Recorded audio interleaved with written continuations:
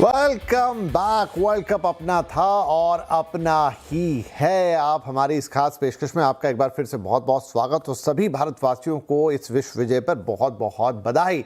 तो ब्रेक से पहले हमने काफ़ी सारी बातें की, अब एक और अहम बात, और हमारे दोनों ही मेहमान हमारे साथ बने हुए। तो चंद्रेश, जैसा मैं कह रहा था कि क्या ये कहना थोड़ी अतिशयोक्ति हो जाएगी कि अब हम उस एरा में एंटर कर गए या ऑलरेडी हैं जहां पर अब इंडियन क्रिकेट टीम ऑलमोस्ट वो जैसी ऑस्ट्रेलियन टीम एक वक्त में हो गई थी, इनविंसिबल, सारे खिताब बैक टू बैक, वही हर जगह उसी का डोमिनेंस। क्या इंडियन क्रिकेट टीम या टीम इंडिया भी अब लगभग उसी स्थान पर, उसी जगह पर पहुंच गई है?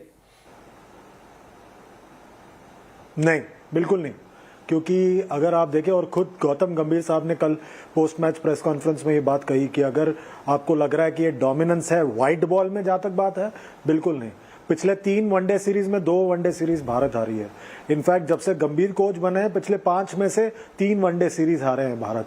तो वनडे क्रिकेट में बहुत अभी भी इश्यूज हैं जिसको सॉर्ट आउट करना है। खास तौर पर बीच के ओवरों में विकेटें लेना और बल्लेबाजी को लेकर भी कुछ थोड़ी बहुत छेड़खानी करनी पड़ेगी। और मेरे हिसाब से सबसे बड़ी दिक्कत भारत के लिए इस वक्त टेस्ट क्रिकेट में, क्योंकि आप घर पे 2 टेस्ट सीरीज हार गए, साउथ अफ्रीका और न्यूजीलैंड से, बाहर ऑस्ट्रेलिया से एक टेस्ट सीरीज हारे, एक बहुत ही एवरेज इंग्लैंड साइड के साथ हम 2-2 टेस्ट सीरीज बराबर करके बहुत खुश हो गए थे।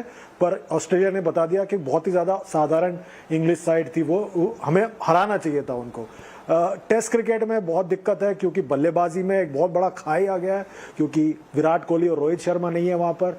गेंदबाजी में बुमराह टेस्ट क्रिकेट उतना खेलते हैं पर उनके खेलना थोड़ा कम हो गया है, तो वो हमें सॉर्ट आउट करना पड़ेगा कि गेंदबाजी कैसे होगी। क्योंकि जब विराट कप्तान थे तब आपके पास 5-6 तेज गेंदबाज थे, बुमराह, शमी, सिराज, उमेश और ईशांत शर्मा। वो गेंदबाजी आक्रमण अब नहीं है। फिर से एक बार तेज गेंदबाजी आक्रमण खड़ा करना पड़ेगा। आपके पास स्पिनर नहीं है, जो नया स्पिनर आके टेस्ट क्रिकेट में मैच जीता है। वनडे क्रिकेट में भी आपको 1-2 विकेट टेकर गेंदबाजी की जरूरत है। एक फॉर्मेट है जहां पर भारत एकदम स्ट्रांग है और उसके लिए आईपीएल को क्रेडिट जाता है, और वो है T20 क्रिकेट। इसलिए हम T20 के बादशाह हैं और भी ज्यादा स्ट्रांग होते जाएंगे, क्योंकि जो अगली पौध आ रही है बल्लेबाजों की T20 में, वो इससे भी ज्यादा खतरनाक है। वैभव सूर्यवंशी और प्रियांश आर्या। पर जहां आपको दिक्कत है वो है वनडे और टेस्ट। ऑस्ट्रेलिया और वेस्ट इंडीज जब अपने दौर में टॉप में थे, वो वनडे और टेस्ट दोनों को पूरी तरह से डोमिनेट करते थे। हम इस वक्त एक फॉर्मेट को डोमिनेट कर रहे हैं, आगे और काम करना है हमें।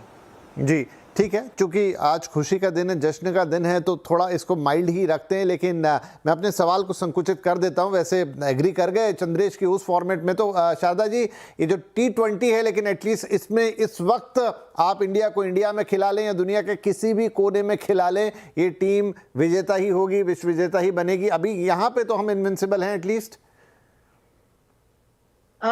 किसी भी जगह में खिला ले, उसका भी थोड़ा मुझे, मैं सोच रही हूँ कि मैं कंडीशंस की बात करूंगी फिर से। और जो चंद्रेश ने कहा, मैं बिल्कुल सहमत हूँ। जो चंद्रेश जो कह रहे हैं कि मल्टी फॉर्मेट होना चाहिए। आप एक चीज याद रखिए कि ऑस्ट्रेलिया की जो विमेन्स टीम थी, वो 10 साल उन्होंने खेला और 10 साल में वो सिर्फ 10 मैच हारे थे, ऑस्ट्रेलिया की विमेन्स टीम T20 इंटरनेशनल्स में। तो ये भी है, आप अगर आप देखेंगे डोमिनेशन, ईरा क्रिएशन, वो इन सब चीज होती है। अगर आप चाहें तो आप अब शुरू कर रहे हैं आपका डोमिनेंट ईरा। आप 2024 से लेके आप शुरू करिए और फिर देखिए आप कितने सालों तक इस स्टैंडर्ड को आप मेंटेन कर सकते हैं। 2020 इंटरनेशनल में मुझे लगता है तो हाँ, वो मेंटेन कर पाएंगे। हम ये देखना चाहेंगे जब ये इंग्लैंड में जाके खेलेंगे, कंडीशंस अलग होंगे, वहां डोमिनेट करेंगे इवन बेटर।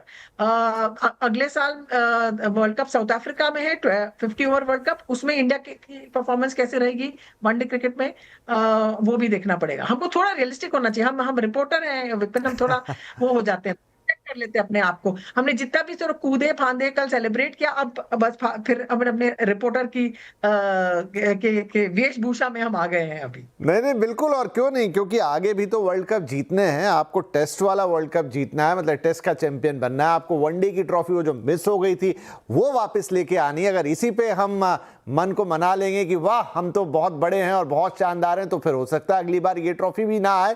कॉम्प्लिसेंट नहीं होना है, कॉम्प्लिसेंसी नहीं लानी है। बहुत अच्छा team India, thank you very much, आपने सबका दिल खुश कर दिया और हमें गर्व होने का मौका दिया। लेकिन आगे उम्मीदें आपसे बहुत ज़्यादा हैं। 2 और बड़े फॉर्मेट जिन्हें रियल फॉर्मेट कहा जाता है, उसमें भी हम चाहते हैं कि आप ऐसा ही कमाल करें, तो आप वो भी हमें ला के दे मौका कि हम वहाँ पे भी गर्व करें और खुशी मनाएं। बहुत बहुत धन्यवाद चंद्रेश और मैम आपका। शारदा जी, इस खुशी के मौके पे आप साथ में जुड़े और एक इतनी शानदार जीत की आप दोनों को भी बहुत बहुत बधाई। नमस्कार। Thank you, Mubarak.